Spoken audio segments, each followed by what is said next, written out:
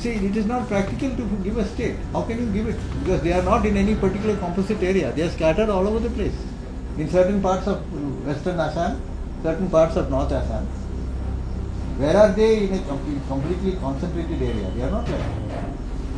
There are 4-5 border villages, there are 3-4 Bangladeshi villages, 1 or 2 Assamese villages. So even if you form a state, how can you do it? Even the territorial council which has been formed, how has it really helped them? It's not really helped them. Actually, in a territorial council, no land can be transferred from a tribal to another. Naga Hills, can you own land? Meghalaya, can you own land? You cannot. Mizo Hills, you cannot. Then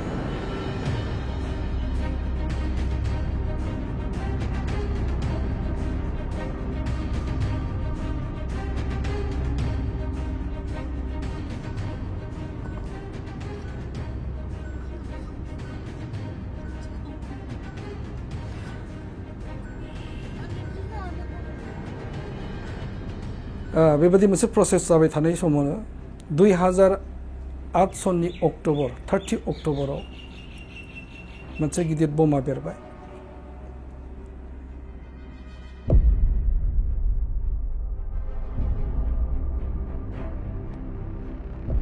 30 अक्टूबर 2008 को असम के गुवाहाटी शहर के बीचों बीच CGM court, Ganeshguri, Barpeta, Kokrajhar, Bongaigaon आदि स्थानों में serial bomb blast हुए। शक आईएसआई, हुजी, उल्फा और एनडीएफबी पर किया गया।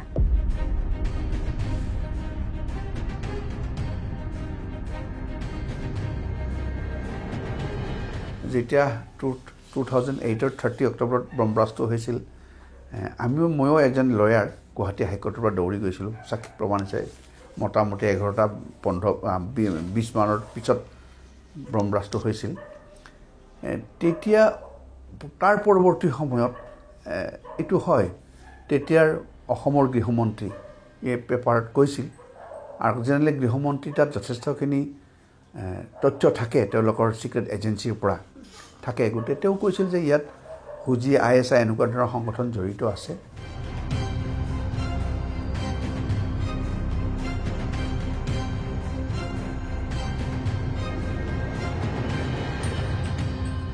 আৰু পৰৱৰ্তী সময়ত ৰঞ্জন দৈমাৰীৰ নামটো তেওঁলোকে পুলিচ ইনভেষ্টিগেশ্যন এনডিপি জড়িত থকা বুলি তেওঁলোকে কিছু তথ্য সংগ্ৰহ কৰিলে আৰু সেই সম্পৰ্কে এটা একচুয়ালি এইটো গোটেই তথ্যটো ওলাই পৰিলে যেতিয়া গোৱালপাৰাত এটা কেছত এজন এনডিপি লৰা ধৰা পৰিলে অজয় বসুমতাৰী বুলি পেলাই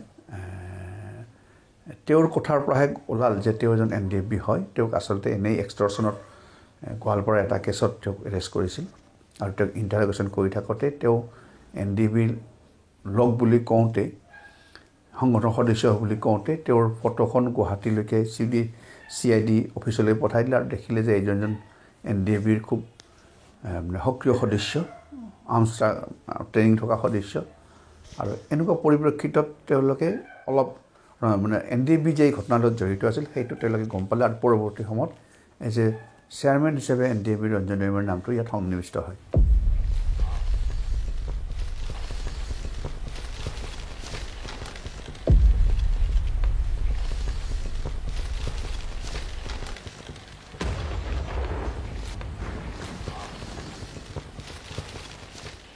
टू 2008 नि डिसेम्बर मासनि 15 तारिख बेवहाय जोङो जेनेरेल एसेम्बलि लिंदोंमोन बे जेनेरेल एसेम्बलियाव रन्जन दैमारी बिथांखौबो लिंहरदोंमोन बे मिटिंआव बिथाङा फैनो हायासै नुजाफैनो हायासै फारसेथिं जोंहा सिजफायार हमथानांगौनि बाथ्रा थाहैबाय बेनिखायनो बे जेनेरेल एसेम्बलियावनो जों मोनसे डिसिसन लाबाय जे बेखौ रान खालामनोबा पार्मानेन्ट बडि मोनसे नांसिगोन बेनिखायनो आं जेलनिफ्राय गनाय लोगो लोगो बे जेनेरेल एसेम्बलियाव आंखौ नेशनेल काउन्सिलनि प्रेसिडेन्ट होननानै एनडिबिआ उइथ कनसेन्सास आंखौ प्रेसिडेन्ट हिसाबै बासिनानै दोनो आरो बेबायदिनो गुबुन गुबुन पर्टफलिय'फोरखौ जों बासिनानै लायो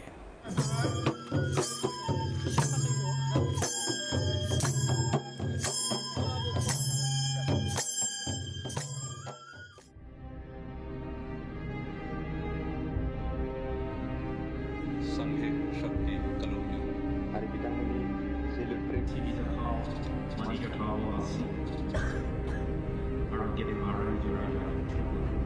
डिआर नाब्ला बिथाङा बेवहाय जइन जायासै आरो नोंथांमोना भारत सरकारजों सावरायनानै मा मोनो नोंथांमोना लादो खिन्थु जों हले जों सारेन्डार खालामा जों सभरेन बर'लेण्डनि थाखायनो जों दावहा होबाय थागोन नांबाय थागोन होननानै बे सेपारेसना बेवहायनो फैयो।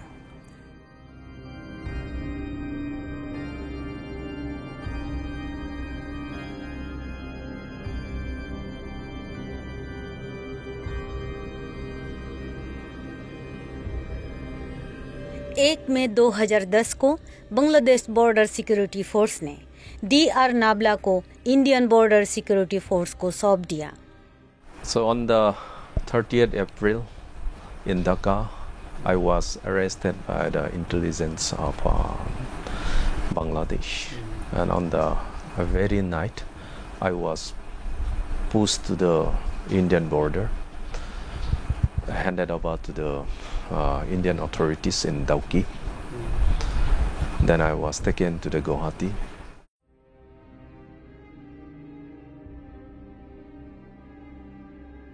सीबीआई द्वारा आसाम सीरियल बम ब्लास्ट के केस में सस्पिशन के आधार पर डीआर नाबला के खिलाफ गुवाहाटी सीबीआई कोर्ट में केस चलाया गया।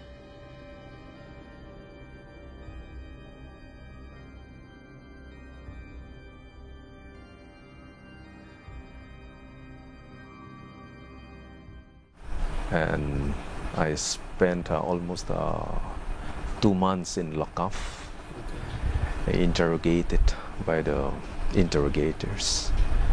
Then I was sent to jail.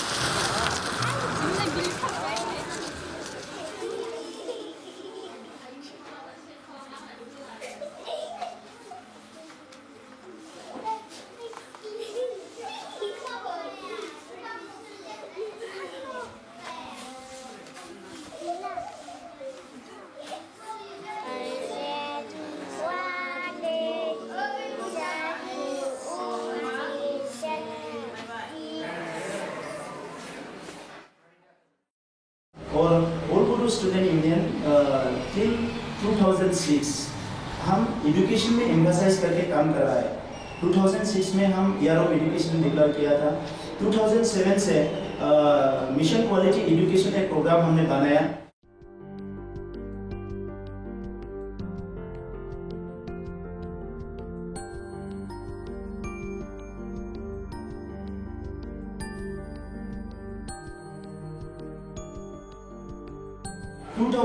से इलीगल वेपन एंड वायलेंस पे सोसाइटी का एक मूवमेंट हम चला रहा है, क्योंकि सोसाइटी में डेमोक्रेसी भी लाना है। तो ऐसा ही कुछ इशू को लेके हम सीरियसली काम कर रहा है, वो यही हमारा चैलेंज है अभी, ऐसा हम मानता है।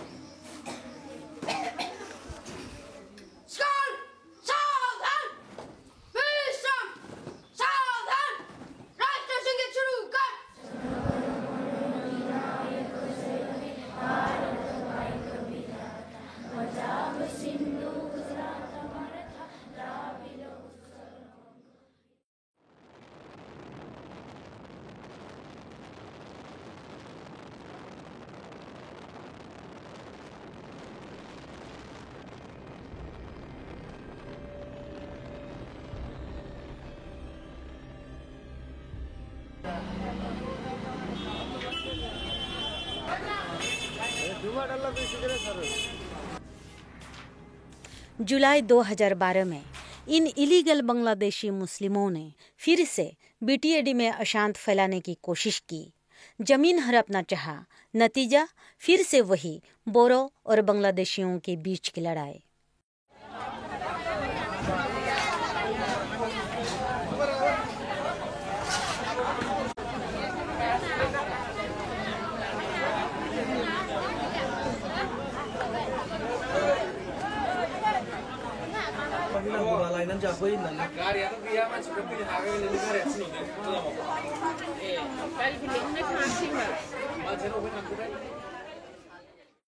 मगर अब उन लोगों में हिम्मत बढ़ गया। अब इलीगल माइग्रेंट्स को, बल्कि चीफ मिनिस्टर नागालैंड ने ये रिपोर्ट लिखा कि असम और नागालैंड के बॉर्डर में जिहादियों ने आकर इनको आर्म्स ट्रेनिंग दिया। पहले बार कोकराझार का जो राइट्स हुआ पिछले साल, उसमें इलीगल माइग्रेंट्स ने हथियार उठाया। उसके पहले कोई इलीगल माइग्रेंट ने हथियार नहीं उठाया था। वोट देते थे, ज़मीन पकड़ लेते थे, मगर राइट्स नहीं किया था। इतना इनकी हिम्मत और हौसला बढ़ गया और सरकार इतनी कमज़ोर थी कि हज़ारों लोग मारे गए, लाखों लोग रेफ्यूजी बने, बॉर्डर रेफ्यूजीज बने, बांग्लादेशी भी रेफ्यूजीज बने।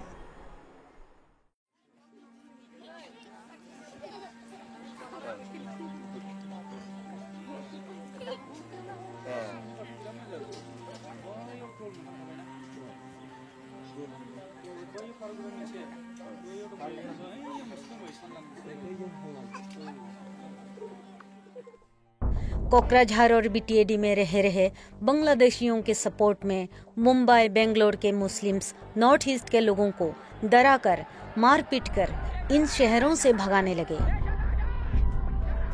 कई लोगों की हत्या कर दी गई। लाखों की संख्या में नॉर्थ ईस्ट के लोगों को इन मेट्रोस को छोड़ना पड़ा। कि ये सदन सुर में सुर मिलाकर आज एक बात कहे कि नॉर्थ ईस्ट के लोगों, तुम हमारे भाई बहन हो, ये देश तुम्हारा है, तुम इस देश के हो, तुम जहां चाहो पढ़ो, तुम जहां चाहो पढ़ो, तुम जहां चाहो रहो, कोई तुम्हें असुरक्षित नहीं कर सकता। हम तुम्हारे साथ हैं, सरकार तुम्हारे साथ है, देशवासी तुम्हारे साथ हैं। हम सुरक्षा करेंगे, ये सदन सुरक्षा करेगा, सरकारें सुरक्षा करेंगी, इस देश का हर वासी तुम्हारी सुरक्षा करेगा। ये सुर आज इस सदन से जाना चाहिए, ये मेरी आपसे मांग है।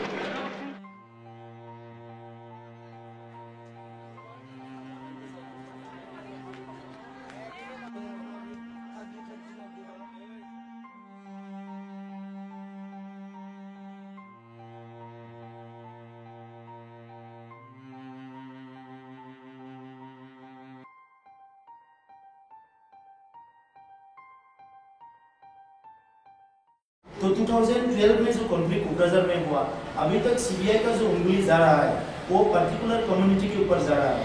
बौद्धों को अभी भी दोषी ठहराया नहीं गया।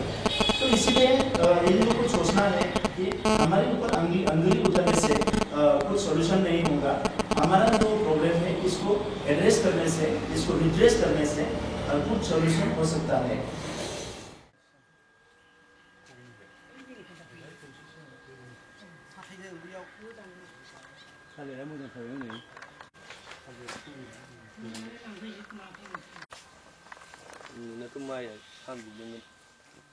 The reason behind the 2012 riots has been already out. The whole case was given to CBI inquiry and the final report has come out already. Then it has been proved that Boros were not involved in initiating the whole incident. Otherwise, the whole media and others, they were blaming the Boros, that it is the Boros who kill the minorities in the name of Bangladeshis. But after the CBI inquiry, the whole case has been proved that the minorities, few people of minority groups, they initiated the incident by killing 4 Boro youths. And after that only, the whole riot spread.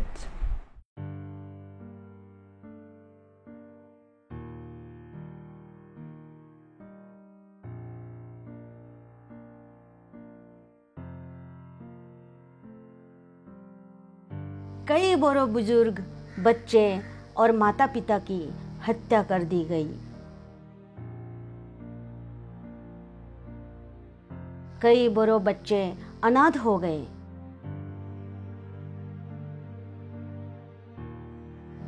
तकरीबन 1 साल बाद हमने कुछ बच्चों से मिली जिनको बाथो आश्रम ने आश्रय दिया।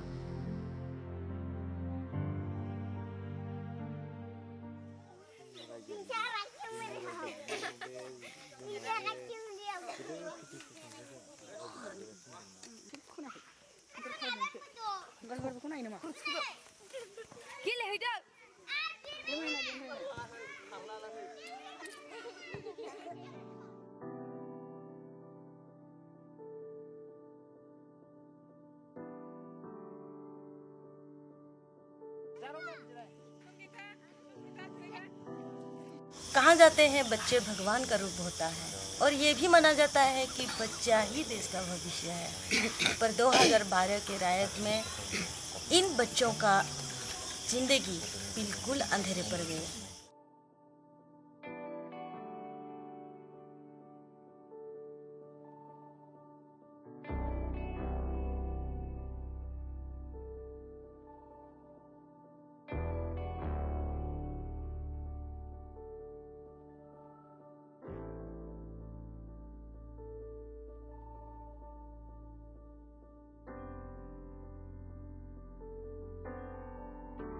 आज तक इन बच्चों को शिक्षा या आर्थिक सहायता के लिए भारत सरकार और असम सरकार ने कुछ भी भूमिका नहीं निभाया, लेकिन कई सारे बौद्ध ऑर्गेनाइजेशंस ने या किसी एक व्यक्ति ने इन बच्चों को पढ़ाई लिखाई करने के लिए एक जगह पे, एक स्थान पे एक स्कूल बना दिया गया है जहाँ ये बच्चे पढ़ने के लिए शुरू किया है।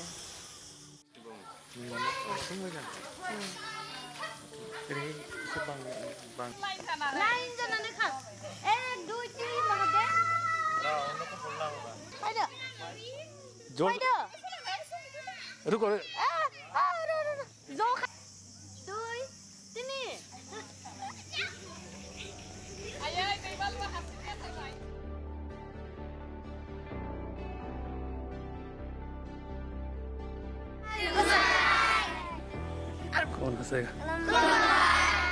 नहीं, फुर्ती से बोलो, खुलुमबाई बोलो। विनी ना नहीं। खुलुमबाई।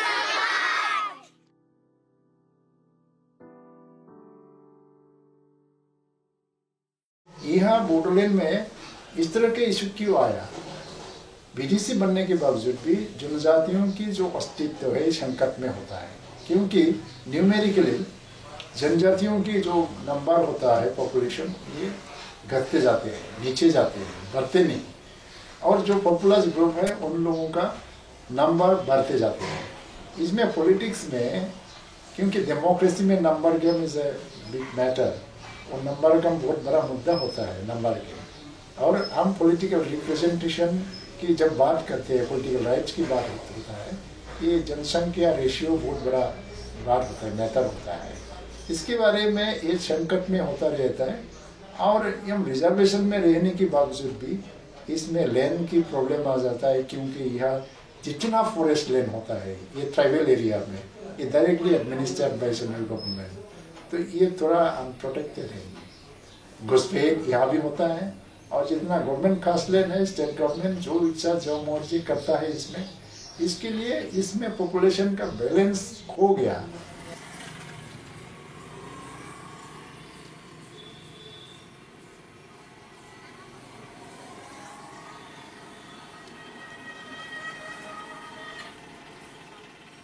तरुण गोगोई जब वो चीफ मिनिस्टर बने तो बराबर कहते रहे कि तो कोई प्रॉब्लम ही नहीं है इलीगल माइग्रेंट का।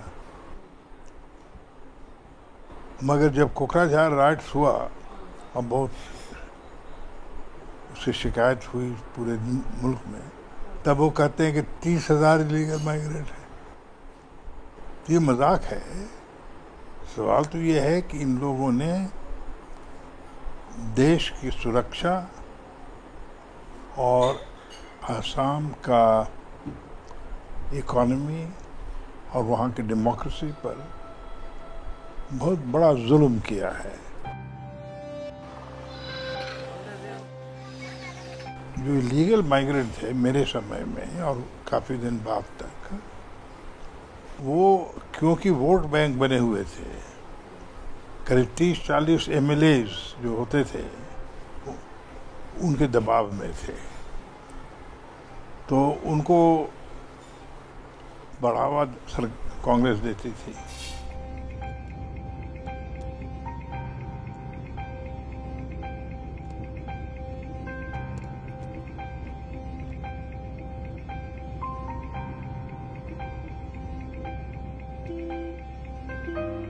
Particularly as you see, the percentage share of Muslims in Assam's population. In 1951 it was 24.62%. In 1971 it was 24.56%. In 2001 it's 30.9%. In 2011 it is 34.22%. No district in Assam was a Muslim majority at the time of independence. Today you have 9 out of 27 districts which are in the Muslim majority in Assam.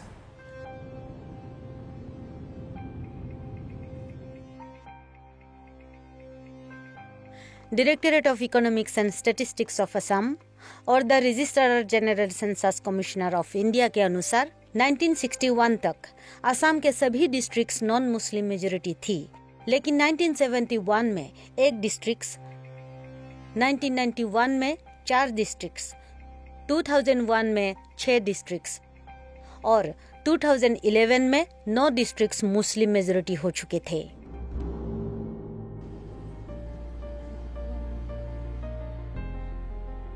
This is of course coupled with an extremely corrupt revenue system where it is possible to subvert existing laws and rules, gain certification that even if a person were a foreigner, he can gain certification of say 1948 when the tribal belts were constituted to show that he was a resident there and therefore be able to acquire land there permanently.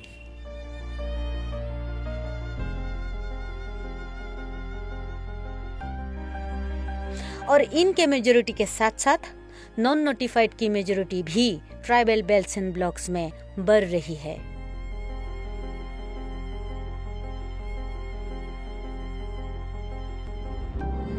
पिछले 72 सालों में 1947 से लेकर आज तक असम में land survey नहीं हुआ है, जो ये बता सकता है कि ट्राइबल बेल्ट्स एंड ब्लॉक्स में कितने और कौन कौन नॉन नोटिफाइड लोग जबरन और इलीगली बसे हुए हैं।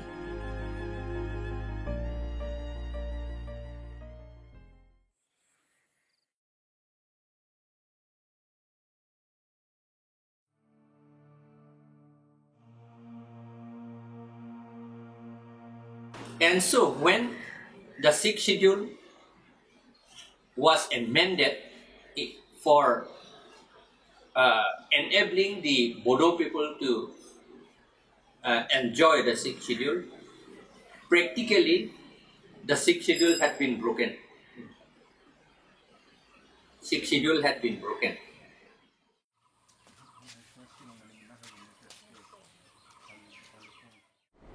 By 6th schedule itself, 100% has been reserved for the ST.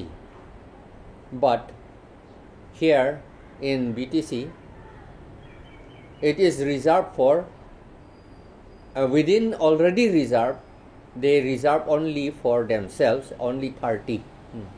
That means the 6th schedule has been weakened in BTC. It has become very weak. And that is the reason why now they have MP who is not scheduled tribe. And that is totally against the 6th schedule itself. then land and others also, they are not totally free. They cannot do as they should do as in 6th schedule, in the complete 6th schedule. This breaking of 6th schedule was started in Tripura, and the same formula was brought to BTC.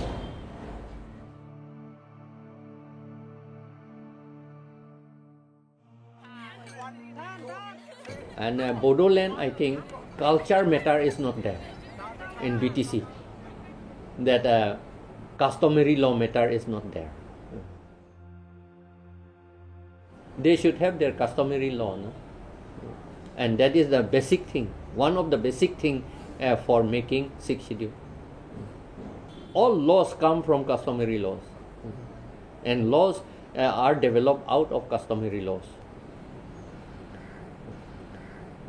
6th schedule is under Article 244. No, they want to put the things of Article 243. That means they want to say that 244 is useless. They want to say. Automatically, we want that Article 244 6th schedule should die. Is it not so? That is the intention that some people in the government, they are doing it. I do not know why they want to destroy us.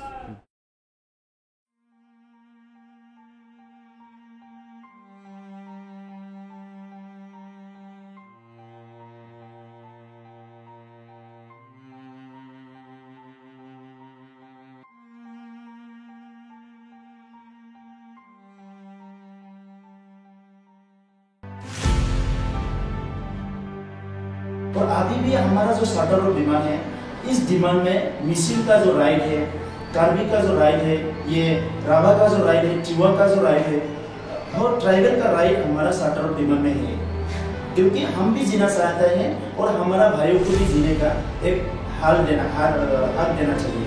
Live and let live, जो उपेंद्र पम्मा ने बोला था। 200 जनिया आमार BPF दले आज धरना दिसे जंतर मंतरत और उद्देश्य हेतु जे तेलेंगाना निचिना बडोलेण्ड सेपारेट स्टेट क्रिएट करिब लागे और आमार आज प्राइम मिनिस्टार सारर लगत एपइन्टमेन्ट आछे 12:20 और आमी हेतुए डिमांड करिम जे जाहाते बडोलेण्ड इश्यूटो लय पेलाय बडोलेण्ड प्रब्लेमटो लय पेलाय माने समस्या समाधान करिबर कारणे जाहाते फर्मेली हाइस्ट लेभेलत जाहाते डिसकाशन करे। जय बड़ो हरिणी, जय बड़ो हरिणी, जय बड़ो हरिणी।